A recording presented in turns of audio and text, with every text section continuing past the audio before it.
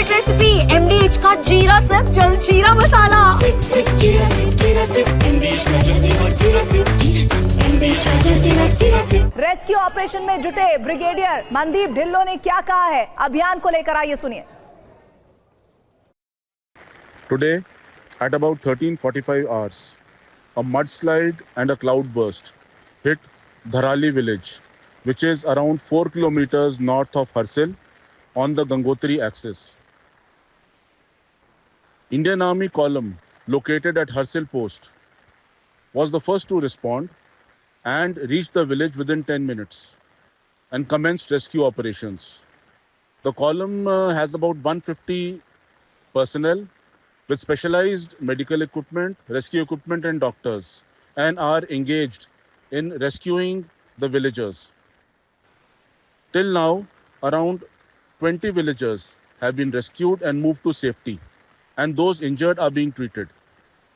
Subsequently, another mudslide and cloudburst hit the army camp in Harsil. Despite the same, Indian Army is steadfast in its resolve to assist the local populace and are carrying out rescue operations.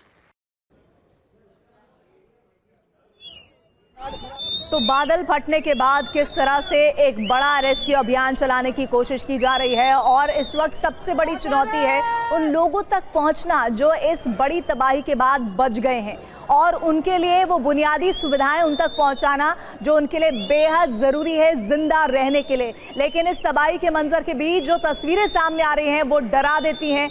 ऐसी विभीषण, ऐसी हाहाकारी तस्वीरें सामने आई है जो इस हादसे की विभीषिका को दर्शाती हैं। भयानक इस वक्त तस्वीरें बादल फटने के बाद सामने आ रही हैं, और अभी जैसे जैसे रात होगी या अगली सुबह होगी उसके बाद आपको असल में पता चलेगा कि हादसा कितना भयानक हुआ था, क्योंकि कितने बड़े इलाके में इस बादल फटने का असर हुआ है इस पर भी अभी कोई भी जानकारी साफ साफ नहीं है। और ये देखिए जो पहली तस्वीर सामने आई है इसमें हम आपको दिखा रहे हैं कैसे इस बादल फटने के बाद 1 2 3 4 5 6 7 8 करके आपको लोग नजर आ रहे हैं जो अपने आप को बचाने की कोशिश करते हैं। लेकिन ये सैलाब, ये तबाही इतनी ज्यादा कुछ ही सेकंड्स के बीच सब कुछ अपने साथ ले जाती है। महज 35 सेकंड का ये पूरा वीडियो है, और इस पूरे 35 सेकंड में सब कुछ खत्म हो जाता है। वो घर खत्म हो जाते हैं, वो लोग खत्म हो जाते हैं, वहां पर जो गाड़ियां खड़ी हैं कुछ पता नहीं चलता, और सिर्फ बचता है तो मलबा, और ऐसा मलबा जिसके बीच से निकल पाना किसी के लिए भी मुमकिन नहीं है।